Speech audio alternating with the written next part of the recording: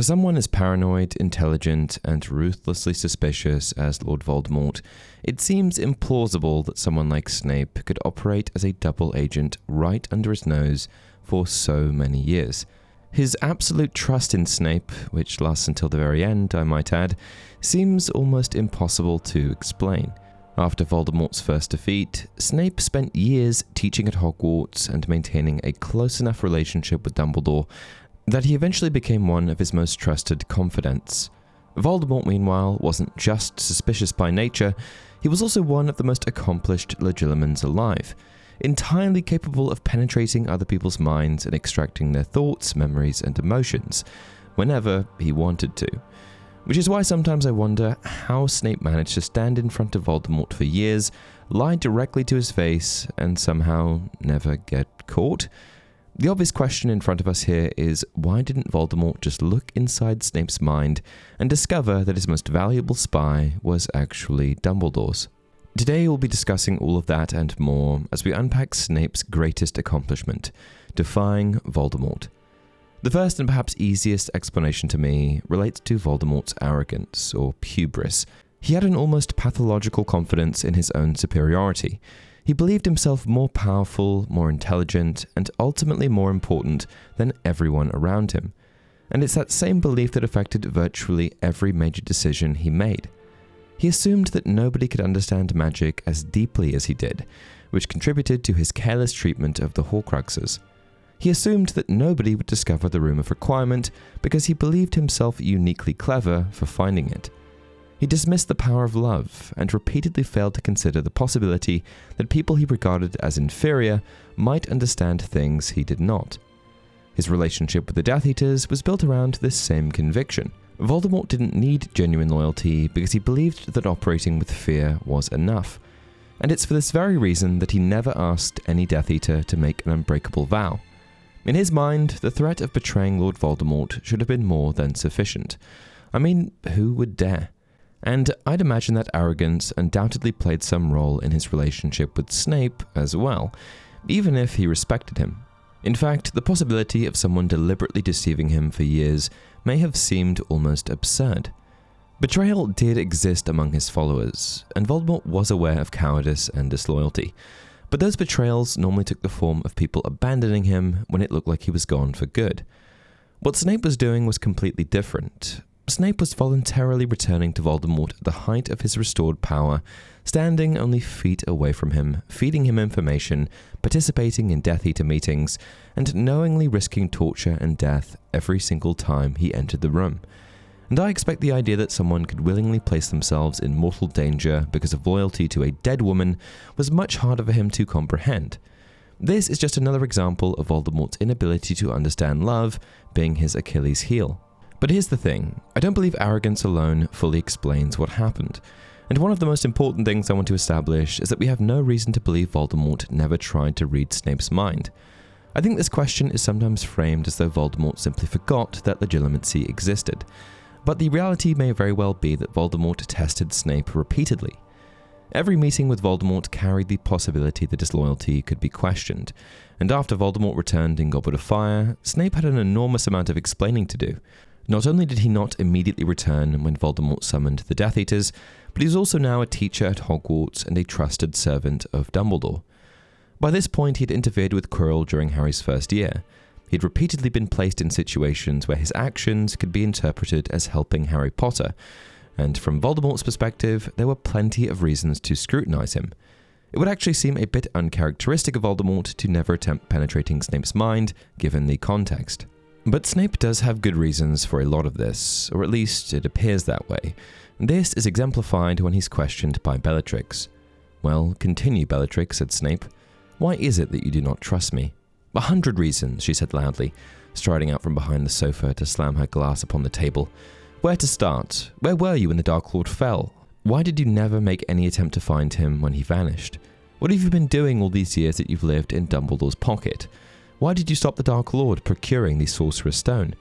Why did you not return at once when the Dark Lord was reborn? Where were you a few weeks ago when we battled to retrieve the prophecy for the Dark Lord? And why, Snape, is Harry Potter still alive when you have had him at your mercy for 5 years? She paused, her chest rising and falling rapidly, the colour high in her cheeks. Behind her, Narcissa sat motionless, her face still hidden in her hands. Snape smiled. "Before I answer you, oh yes, Bellatrix, I am going to answer, you can carry my words back to the others who whisper behind my back, and carry false tales of my treachery to the Dark Lord. Before I answer you, I say, let me ask a question in turn. Do you really think that the Dark Lord has not asked me each and every one of those questions? And do you really think that, had I not been able to give satisfactory answers, I would be sitting here talking to you? I know he believes you, but you think he is mistaken? Or that I have somehow hoodwinked him, fooled the Dark Lord, the greatest wizard, the most accomplished Legilimens the world has ever seen?" Bellatrix said nothing, but looked, for the first time, a little discomfited. Snape did not press the point. He picked up his drink again, sipped it, and continued. "You ask where I was when the Dark Lord fell. I was where he had ordered me to be, at Hogwarts School of Witchcraft and Wizardry, because he wished me to spy upon Albus Dumbledore. You know, I presume that it was on the Dark Lord's orders that I took up the post?" She nodded almost imperceptibly and then opened her mouth, but Snape forestalled her.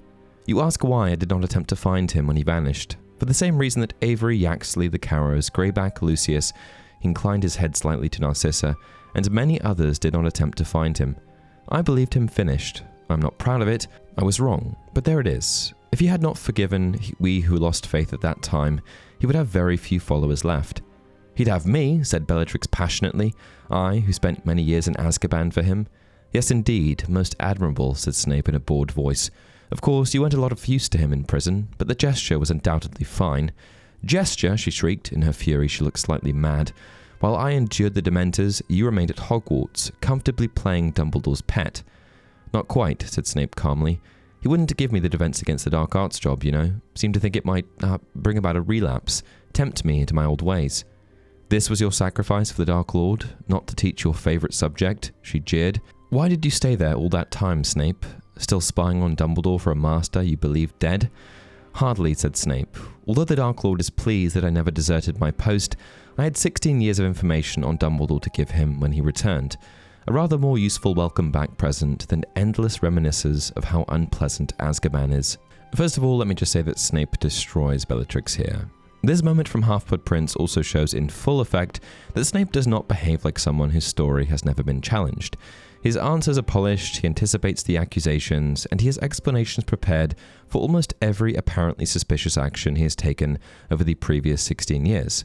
When she asks why he didn't immediately return after Voldemort's resurrection, Snape argues that appearing too eager would have destroyed the position he had spent years building, and whether every detail is true is almost beside the point. Snape's story is internally coherent, and most importantly, Voldemort appears to have accepted it. This brings us to Snape's most important defense, occlumency. If Voldemort did attempt to use Legilimency against him, it just so happens that Snape was extraordinarily well equipped to resist it. We know from Order of the Phoenix that Dumbledore specifically chooses Snape to teach Harry occlumency.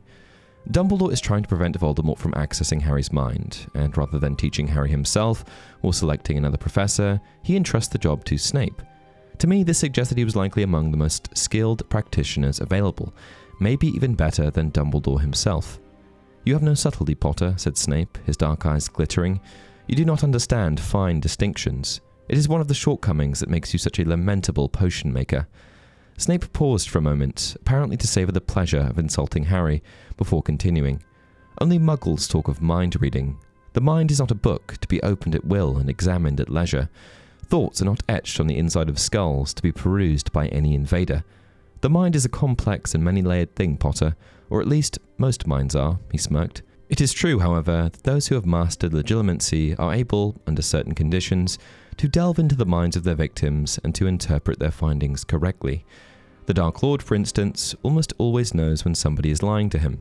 Only those skilled at occlumency are able to shut down those feelings and memories that contradict the lie, and so utter falsehoods in his presence without detection." Whatever Snape said, Legilimency sounded like mind-reading to Harry, and he did not like the sound of it at all. Legilimency is often treated by fans as if it were a magical lie detector. Voldemort looks into someone's eyes, searches for the relevant secret, and instantly discovers the truth. But the books describe something much less straightforward. Legilimency allows a wizard to access thoughts, memories, emotions, and mental associations, but it doesn't automatically provide an objective transcript of everything a person has ever thought. The mind is chaotic, memories emerge in fragments, emotions can overwhelm them, and most importantly, a trained Occlumens can resist the intrusion. Which means an extremely skilled Occlumens doesn't necessarily have to slam a mental door shut every time someone tries to enter. In fact, for someone in Snape's position, doing so might itself have been suspicious. If Voldemort attempted to examine Snape's thoughts and encountered an impenetrable wall every single time, he might reasonably wonder what Snape was hiding. Which is why I suspect that Snape's real skill may have involved something subtle, suppressing certain memories, controlling his emotional responses, compartmentalizing what he knew, and allowing Voldemort to encounter precisely the thoughts that supported the story Snape wanted him to believe. Snape also had one huge advantage. Many of the emotions Voldemort would have encountered were completely genuine. Snape really did hate James Potter, he really did resent Harry, he really was fascinated by the dark arts, he really had once joined the Death Eaters willingly, and he really did have contempt for many of the people around him. His personality did not have to be manufactured from scratch in order to fool Voldemort, and if Voldemort looked into Snape's mind and encountered bitterness toward Harry, resentment toward James, memories of humiliation at Hogwarts, or years of fascination with dark magic, none of those things would have been false. This made Snape extraordinarily difficult to read because the lie was wrapped in truth. From Voldemort's perspective, Snape's hatred of Harry would have made perfect sense. Harry resembled James, Snape hated James. There was no need for Snape to pretend to despise Harry because he already did. This created an almost perfect psychological disguise. Voldemort could look for hatred and find hatred. He could look for resentment and find resentment. The only thing he needed to hide was the deeper reason he continued serving Dumbledore, Lily Potter.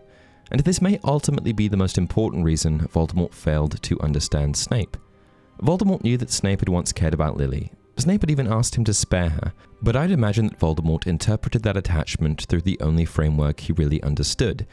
He seems to have regarded Snape's desire for Lily as a passing obsession, something physical or possessive that would simply disappear after her death. Voldemort could understand wanting someone, but what he could not understand was loving someone so deeply that their death permanently changed the course of your life. From the tip of his wand burst the silver doe. She landed on the office floor, bounded once across the office, and soared out the window. Dumbledore watched her fly away, and as her silvery glow faded, he turned back to Snape, and his eyes were full of tears. After all this time? Always, said Snape. Voldemort was searching for betrayal using tools that were designed to uncover hidden thoughts, but the underlying motivation was something Voldemort fundamentally could not comprehend, even when it was placed in front of him. Snape's loyalty to Dumbledore wasn't based on admiration for Dumbledore. It was rooted in guilt, grief, love, and an obsessive desire to atone for the role Snape himself had played in Lily's death. Those were precisely the kinds of emotions Voldemort consistently underestimated. Voldemort's inability to understand love repeatedly caused him to misread the behavior of other people.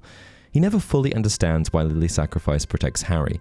He cannot understand why Narcissa Malfoy would lie directly to him in the Forbidden Forest just for the possibility of reaching her son, and he doesn't understand why Harry would willingly walk toward his own death. Which is why, at least from Voldemort's point of view, Snape's explanation for his behavior was actually much more rational than the truth.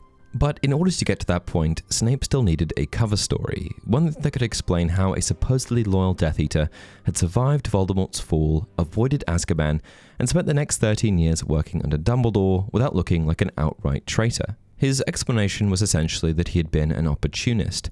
Once Voldemort disappeared, Snape believed him defeated and chose self-preservation over pointless loyalty. He convinced Dumbledore that he had changed sides, secured his place at Hogwarts, and stayed close to the one wizard Voldemort considered his greatest enemy. Then, when Voldemort returned, Snape could present those same years not as evidence of betrayal, but as the reason that he had become so useful. He had preserved Dumbledore's trust and was now perfectly positioned inside his inner circle. Snape's real reason for switching sides was much stranger than Voldemort's perspective. He had betrayed Voldemort before the Potters were even killed. After learning that the prophecy he delivered might result in Lily's death, Snape went to Dumbledore and begged him to protect her. Following Lily's murder, he committed himself to protecting Harry. None of this was rational according to Voldemort's worldview. Snape was risking everything for someone who could no longer reward him, protect him, or even know what he was doing. That was almost incomprehensible to Voldemort. Snape also strengthened his cover by giving Voldemort genuine information. This is an essential part of any successful double agent.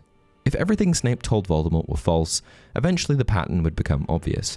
Instead, Dumbledore appears to have understood that Snape sometimes needed to provide accurate intelligence in order to preserve his credibility.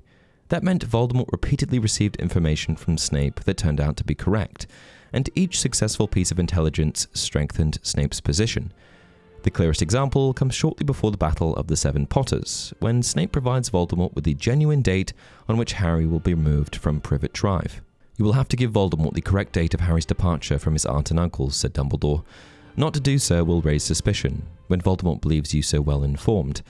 However, you must plant the idea of decoys that, I think, ought to ensure Harry's safety." Snape could provide information that very few other Death Eaters could obtain, and every time that information proved accurate. Voldemort also had another good reason to trust him. He killed Dumbledore. If there had been any lingering doubts about Snape before that moment, Dumbledore's death must have seemed like overwhelming proof of his loyalty. From Voldemort's perspective, Snape had done something no ordinary spy could plausibly fake. He had murdered the leader of the Resistance, the only wizard Voldemort had ever truly feared, directly in front of witnesses. He had then fled Hogwarts alongside the Death Eaters and openly taken his place within Voldemort's new regime. Of course, Snape was just fulfilling Dumbledore's instructions, protecting Draco Malfoy from becoming a murderer, preserving his cover, and possibly sparing Dumbledore a much more painful death from the curse already spreading through his body. But Voldemort knew none of this, and to him, the scene on the Astronomy Tower looked exactly like what it was supposed to look like: Severus Snape choosing Voldemort over Dumbledore. Voldemort didn't build a system designed to guarantee devotion. He built a system in which betrayal was supposed to be unthinkable because the consequences were horrifying. Voldemort expected terror to accomplish what trust could not. Snape exploited exactly that weakness. But beneath all other explanations sits Voldemort's greatest weakness. He believed he understood Snape. Voldemort could imagine Snape serving Dumbledore because it was convenient. He could imagine Snape returning to the Death Eaters because Voldemort was powerful again. But what Voldemort could not imagine was that Snape had already chosen his side years earlier. Not because Dumbledore frightened him more, not because Dumbledore offered him greater power, and not because Snape believed the Order would win. He chose it because Voldemort killed Lily. And in the end, Voldemort's inability to understand this mattered more than any amount of legilimency. He could enter Snape's mind, examine his memories, test his explanations, and measure his fear. But the one force driving Snape's entire deception was the same force Voldemort had underestimated since the night he first tried to kill Harry Potter: love.